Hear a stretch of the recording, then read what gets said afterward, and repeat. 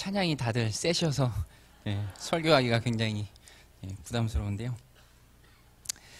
네, 제가 얼마 전에 랍스터를 한 마리 샀거든요. 그 마트에서 파는 관상용 랍스터인데 사람들한테 이렇게 얘기하면은 꼭 그렇게 얘기하시더라고요. 키워서 먹으려고 사셨냐고 하는데 기어다니는 거 보려고, 또 아이들이 생물 키우는 거 좋아하니까 정서상 생물 돌보고 하는 게 좋잖아요. 그래서 샀는데 근데 재밌어요. 이 랍스터가 정말 지극히 랍스터 같아요. 왜냐하면 랍스터가 그 영역에 굉장히 민감하거든요. 그래서 자기 영역을 설정하고 누가 들어오면은 바로 예민하게 반응을 합니다. 어항이 하나밖에 없어서 거북이랑 합사를 시켰는데 이 거북이가 조금만 영역을 침범하면은 벌써 아주 신경질을 부리고요. 집게를 이렇게 높이 들고 영역을 지키는. 근데 보면은 재밌긴 한데 랍스터의 그런 모습들이 예뻐 보이진 않아요. 왜냐면 그래서 그냥 계속 거기서 고립해 있거든요. 항상 신경질 내고. 거북이들은 느긋한데 지극히 랍스터다운. 근데 오늘 본문을 보면 우리도 사람이잖아요. 인간이잖아요. 그런데 안 예쁜 모습, 인간적인 모습, 인간적인 생각, 그거 붙들고 살아가는 한 인생.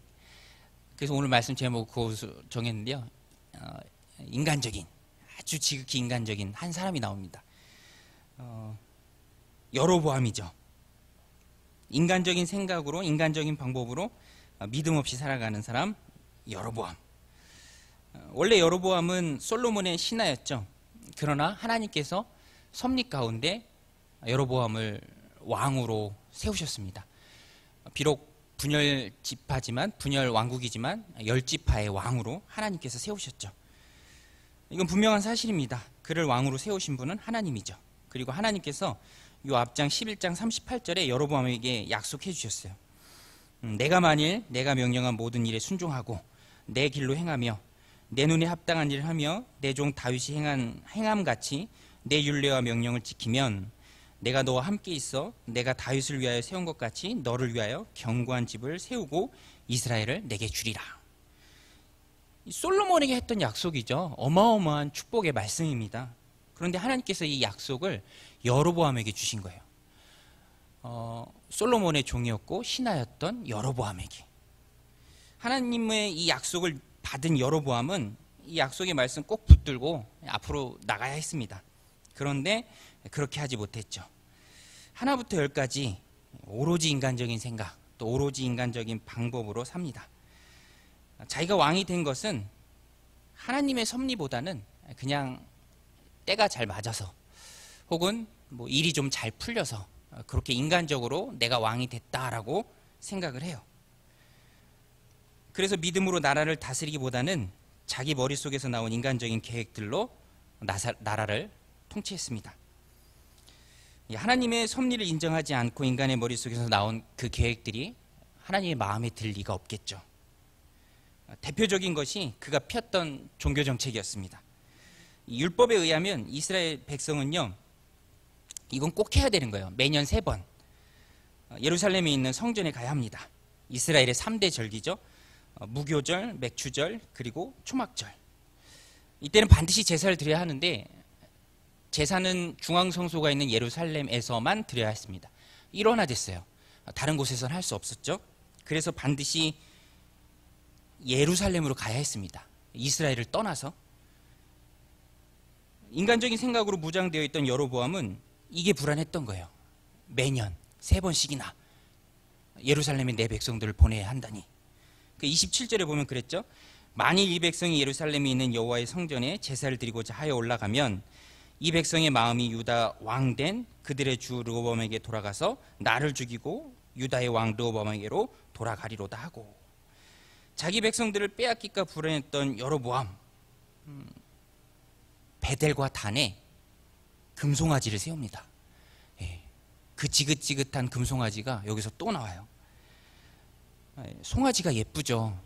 저는 목장을 어렸을 때 부모님이 하셔서 지금도 하고 계시지만 그래서 송아지와 함께 컸거든요. 송아지 눈 보셨나요? 너무 예쁩니다.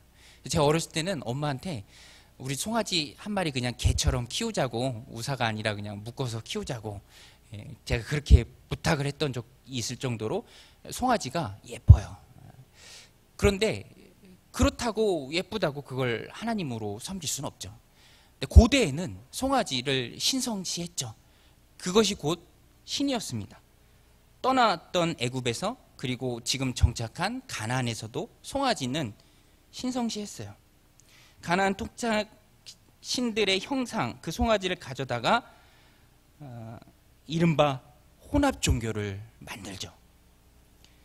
하나님은 십계명에서도 분명히 말씀하셨듯이 자신을 무엇으로든 형상화하는 것을 증오하십니다. 너무너무 싫어하세요. 그런데 여로보암이 그걸 한 거예요.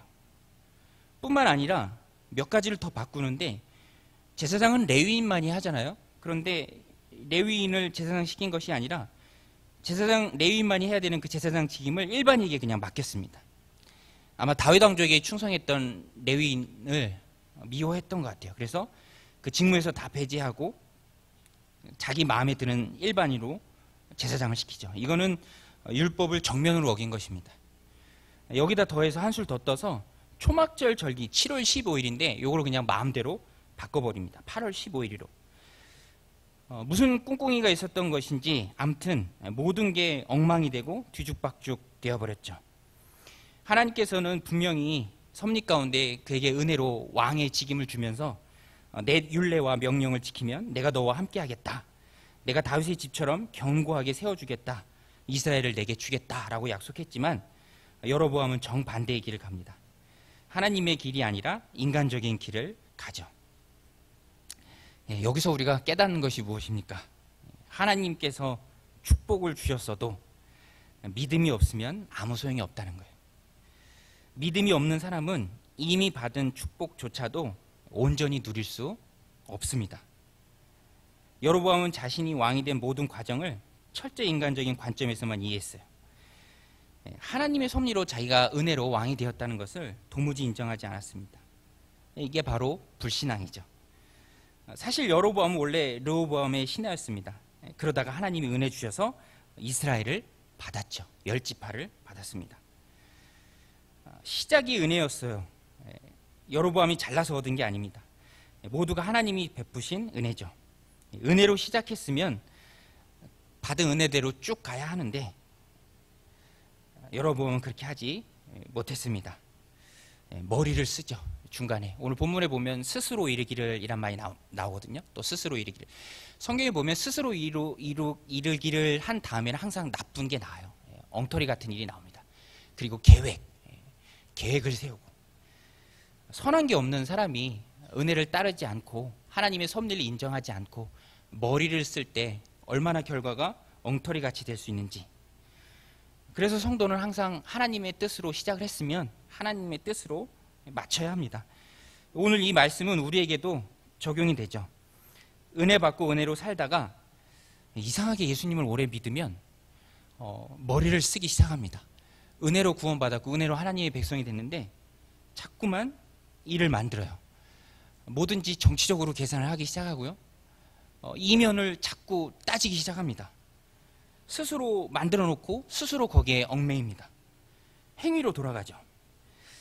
바울이 갈라디아서 로마서에서 탄식하며 외쳤던 말이 뭡니까? 은혜로 구원받은 너희가 어찌 그리 속히 은혜를 떠나 율법으로 돌아가느냐. 은혜로 시작했다가 어떻게 다시 율법으로 마치느냐. 한탄하면서 얘기하죠. 우리도 그래요. 은혜로 시작했는데 그것을 잊으면 자꾸만 뭔가를 만들고 거기에 얽매고, 나만 얽매는 것이 아니라 다른 사람도 그 틀에 가두려고 하고, 그러면서 나 스스로도 긴장감 속에서 살고 혹은 다른 사람과의 갈등 속에서 살고, 자꾸만 머리를 쓰고 되지는 않고 그러면서 힘들어하고, 하나님의 섭리를 인정하고 죽든지 살든지 그 뜻에 나를 맡기면 평안한데 그 길을 못 가는 여로보암의 모습, 오늘 우리들 가운데도 있습니다. 평안이 없죠. 그래서 오늘 우리는 이 말씀을 보면서 반면교사를 삼아서 오늘 우리는 은혜로 살아야죠. 은혜로 사는 것은 하나님이 소원 주시는 만큼 내가 사는 것입니다. 하나님보다 앞서가지 않는 것이죠. 자기가 애써서 무엇인가를 이루려고 하는 그 순간 우리는 여로보암의 길을 갈 수 있음을 이 말씀을 통해서 경계해야 합니다. 여로보암은 그랬어야 마땅합니다. 매년 3번 백성들이 더 잘 예루살렘에 갈 수 있도록, 그들이 하나님께 더 잘 경배하고 제사 드릴 수 있도록 정책적으로 그것을 도왔어야 했어요. 그것이 하나님이 내게 준 이스라엘을 온전히 견고하게 하는 근원이 되기 때문에 하나님의 섭리를 믿고 은혜를 믿었다면 당연히 그렇게 했어야죠. 약속을 믿고 자기 인생을 맡겼어야 합니다. 그런데 맡기기는커녕 자신도 감당할 수 없는 무모한 일을 벌이죠. 오늘 우리는 이것을 반면교사 삼아서 나는 매 순간 주님만을 의지한다, 은혜로 산다. 오늘 나를 여기까지 인도하신 분은 하나님이시고 하나님의 은혜가 아니고는 내 삶을 설명할 수 없기에 머리 쓰지 않고 계속 은혜로 간다, 그렇게 다짐을 해야 합니다. 주님이 나와 함께 하시죠. 우리는 늘 하나님의 섭리 가운데 있습니다. 예, 내가 주님의 자녀잖아요. 자녀가 아버지와 함께 있는데 자꾸만 불안해하고 아버지 믿지 못하고 아버지가 분명히 돈을 시퍼렇게 들고 살아있는데 자꾸만 불안해하면서 옆에 아저씨한테 뭔가를 부탁하고 혹은 자기 스스로 뭔가를 하려고 애쓰면은 그 옆에서 그 모습을 바라보는 아버지 마음이 어떻겠습니까? 늘 우리와 함께 하시는 그 아버지를 의지하면서 불안해하지 않는 것이죠. 자고로 자녀는 뭐든지 부탁하고 뭐든지 의지하고 또 뭐든지 믿는 게 자녀입니다. 저희 아이들이랑 현충일 날 캠핑장을 갔는데요. 저희 그 전교인 수련회 가는 곳에도 캠핑장이 있습니다. 그래서 제가 캠핑장 미리 한번 업무 차원에서 한번 가봐야겠다라고 생각을 하고 갔는데 모기가 많더라고요. 캠핑장 이용하실 분들은 모기약을 꼭 가져가셔야 합니다. 갔는데 캠핑이 짐이 많이 들잖아요. 저 혼자 열심히 나르고 땀 뻘뻘 흘리면서 텐트 치고 아이들은 그저 즐겁고 같이 하는 즐거움이 있는데 그냥 저는 저 혼자 하는 즐거움이었죠. 열심히 땀 흘리면서 치고 또 잘 때도 모기약을 준비 안 해가서 어른들 같은 경우는 모기가 웽거리면 이렇게 탁 치면서 잡을 수 있는데 아이들은 그게 안 되더라고요. 뭐 많이 뜯기긴 했는데 애들 모기 물릴까봐 잠 못 자면서 그 모기 잡고 잡는데 피가 팡팡 터지는데 너무 속상하더라고요.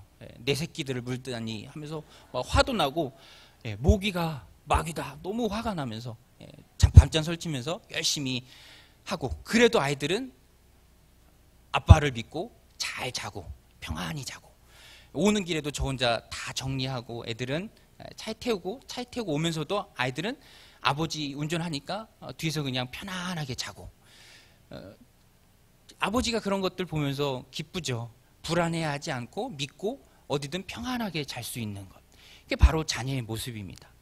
정말로 여로보암이 하나님을 믿었다면 그 믿음이 있다면 은혜 받은 것을 알았다면 불안에 떨면 안 되죠. 하나님이 아버지고 하나님이 약속하신 그 약속의 말씀이 있는데 오늘 우리도 그렇죠. 자녀라면 불안하지 않고 두려워하지 않고 믿는 겁니다. 평안한 거죠. 여로보암은 그렇게 하지 못했습니다. 맡기지 않고 머리 쓰는 불신앙을 행했죠. 어디 생과일 주스점 가니까 그 고객 입장에서 마음을 사로잡는 정말 강력한 문구가 있더라고요. 여러분 가보셨나요? 거기 문구가 뭐냐면 그거예요. 아끼면 망한다. 아끼면 망한다. 우리 신앙에 있어서는 똑같습니다. 머리 쓰면 망한다. 주님이 우리 아버지시고 내 인생을 섭리 가운데 돌보시고 항상 은혜로 이끄시는데 내가 그것을 떠나서 머리를 쓴다면 그 순간 나는 여로보암의 길을 가는 것이죠. 망하는 길을 가는 것입니다. 은혜로 여기까지 온 우리 은혜를 꼭 붙드시고 은혜에 맡기는 귀한 삶을 사시기 바랍니다.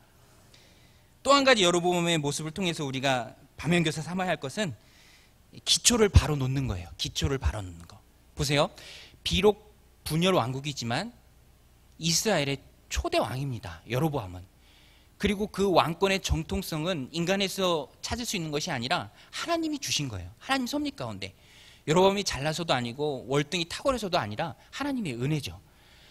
그러면 그 시작점을 정말 왕국이 시작하는 그 처음을 잘해야 합니다. 신앙으로 믿음으로. 그래서 모든 것이 처음이 얼마나 중요해요. 처음에 하면 다 선례가 되거든요. 후손들이 다 따라갑니다. 그래서 처음이 중요한 거예요. 여로보암은 이런 마음을 가지고 처음을 잘했어야 되는데 이 첫 단추를 잘 꿰었어야 되는데 완전히 실패했어요. 너무너무 실패했습니다. 오늘 말씀은 30절이죠. 이 일이, 여로보암이 다 바꿨던 걸 얘기합니다. 이 일이 죄가 되었으니 이는 백성들이 단까지 가서 그 하나에게 경배함이더라. 사실상 이스라엘의 우상 숭배의 문을 활짝 연 사람은 바로 여로보암입니다. 열왕기서를 읽을 때 보면은 너무 자주 등장해서 그냥 저절로 외계되는 하나의 구문이 있어요. 그게 뭐냐면 이스라엘로 범죄하게 한 느밧의 아들 여로보암의 죄. 느밧의 아들 여로보암의 죄. 어떤 왕이든 표현할 때 평가하는 기준은 항상 그거예요. 그 죄에서 떠났더라, 떠나지 않았더라. 그 느밧의 아들 여로보암의 죄가 뭡니까? 자기 마음대로 다 바꿔버린 거예요. 예루살렘에 못 가게 가지마, 여기서 해. 성소를 못 가게 다 바꾸고, 송아지 세우고, 레위인 제사장 안 시키고 일반인 시키고, 또 절기 바꾸고, 비슷하게 하지만 완전히 다르게 바꿔버립니다. 절기도 비슷하고요, 제사장도 누군가 하긴 했고요, 예루살렘도 그리워할까봐 이스라엘 백성들에게 단이라는 성지를 만들어줍니다. 얼핏 보면 비슷하지만 하나님이 인정하시지 않는 자구책일 뿐이죠. 앞으로 전개될 북이스라엘의 타락에 빌미를 제공한 사람, 그래서 아주 치명적이고 아주 심각한 죄를 지은 사람이 바로 여로보암입니다. 에이, 비슷하니까 괜찮잖아요. 아니에요. 여러분, 우리가요 갑자기 크게 타락하는 사람이 없잖아요. 비약은 없지만 비슷한 것을 통해서 징검다리처럼 아주 흉악한 죄악으로 빠져들게 됩니다. 그러니까 아주 작은 것이라도 처음에 허락했던 그 죄가 하나님 앞에서 너무너무 큰 거예요. 여로보암이 이렇게 열었습니다. 나중에 이스라엘이 어떻게 되죠? 완전히 우상 천지가 돼요. 여호와의 신앙은 찾아볼 수도 없고 씨가 마르고요, 바알과 아세라의 신학교들이 세우고, 나중에 그래서 엘리야가 850대 1로 싸우지 않으면 안 했을 만큼 엘리야가 나 외에는 여호와를 섬기는 자가 이스라엘에 아무도 없다라고 말할 정도로 완전히 나라가 망해버리죠. 그런데 그 물꼬를 트고 빌미를 제공한 사람이 바로 여로보암입니다. 첫 단추를 잘 껴야 되는데 그것에 있어서 완전히 실패한 사람이 여로보암이에요. 그래서 오늘 우리는 반면교사를 삼아야죠. 우상숭배 혼합주의의 길을 열었던 여로보암. 오늘 우리도 무언가를 하기 전에 내가 행한 그것이 공동체에 선한 영향력을 끼칠 것인지 혹은 악한 영향력을 끼칠 것인지, 다른 사람들이 나의 행동을 보고 어떻게 받아들일 건지, 내 자녀들이 나의 이 모습을 보고 우리 공동체가 어떻게 받아들일 건지 두렵고 떨리는 마음으로 물어야 합니다. 왜냐하면 좋든 싫든 우리는 샘플이 됩니다. 모든 사람이 우리를 보고 있고요, 그것이 공동체에 아주 안 좋은 영향으로 면면이 흐를 수 있다는 거예요. 이거는 세상에서도 마찬가지입니다. 미국의 초대 대통령 워싱턴이죠. 미국이 지금은 좀 이상해졌지만 그래도 지금도 청교도의 나라 아닙니까? 신앙으로 세워진 나라잖아요. 조지 워싱턴 너무너무 잘했죠. 하나님 믿으면서 신앙으로 기도하면서 그 백성들이요, 국민들이요, 2번 하고 1번 더 해달라고 3선 대통령이 되려고 강력히 요구했대요. 근데 조지 워싱턴이 이런 지하에 거절하면서 이렇게 말했다고 합니다. 내가 1번 더 대통령이 되면서 나라를 위해 봉사하는 것도 중요하지만 악한 3번씩이나 한 대통령, 악한 예를 만드는 것이 오히려 공동체에 더 악합니다 라고 하면서 거절했죠. 똑같습니다. 오늘 우리는 내가 하는 모든 것이 여로보암이 그랬던 것처럼 선례를 남겨요. 오늘 역사를 봐도 그렇죠. 좋은 예가 있고 좋지 않은 예들이 있습니다. 그것이 또 민족과 나라를 참 참담하게 피폐하게 하는 것들을 정말로 많이 봐요. 그래서 오늘 우리는 공동체 안에서, 가정 안에서, 자녀들 앞에서 내가 샘플이 된다는 것을 기억하고 좋은 선례를 남겨야죠. 저도 제가 또 운전을 자주 하는데 전에 경정공원이죠. 그 조정경기장 공원 들어갔다가 회차에서 나왔어요. 안내를 받고. 그날 쉬는 날이어서 주차비를 안 받는 줄 알고 들어갔는데 받는다 그래서 이제 다시 돌려서 나가는데, 마침 저 경정공원에서 오는 버스가 제 차가 회차하는 것 때문에 잠깐 멈춰야 됐어요.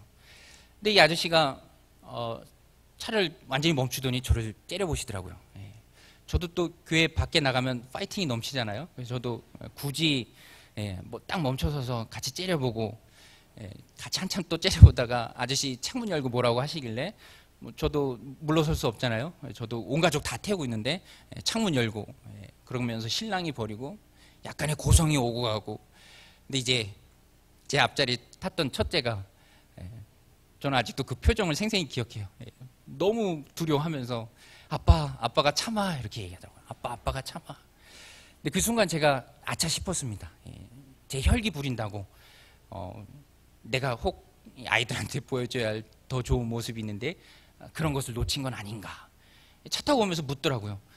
어른들도 그렇게 싸우냐 하면서. 예, 굉장히 부끄럽고 하지만 좀 늦었죠 이미. 그렇지만 오늘 우리는 늘, 예, 생각해야 됩니다. 나의 그런 행동이 어떤 영향력으로 공동체에 나갈 것인가 늘 생각해야죠. 좋은 선례들을, 예, 많이 남겨야 합니다. 그리고 그런 것들이, 좋은 선례들이 공동체의 면면이 흐르게 해야죠. 눈앞에 큰 이익에서도 순종의 길을 선택하는 모습들, 공동체를 위해 희생하고 영혼을 위해 더욱 헌신하는 좋은 선례가 많은 교회가 바로 좋은 교회죠. 예, 말씀을 정리합니다. 오늘 우리는 은혜로 여기까지 왔습니다. 여러분 믿으십니까? 예, 은혜로 여기까지 왔죠. 그러면 은혜로 쭉 가야죠. 머리 쓰지 말고 늘 주님 섭리를 믿고, 예, 은혜로 쭉 살고, 또 불안해하지 말고 아버지 되신 하나님께 다 맡기고, 신앙의 좋은 선례들을 많이 남겨서 우리의 가정과 공동체를 더욱 풍성하게 세워나가는, 우리 믿음의 공동체를 힘있게 세워나가는 우리 정혜원 성도님들 다 되시기를 주님의 이름으로 부탁드립니다. 이렇게 기도하시겠습니다.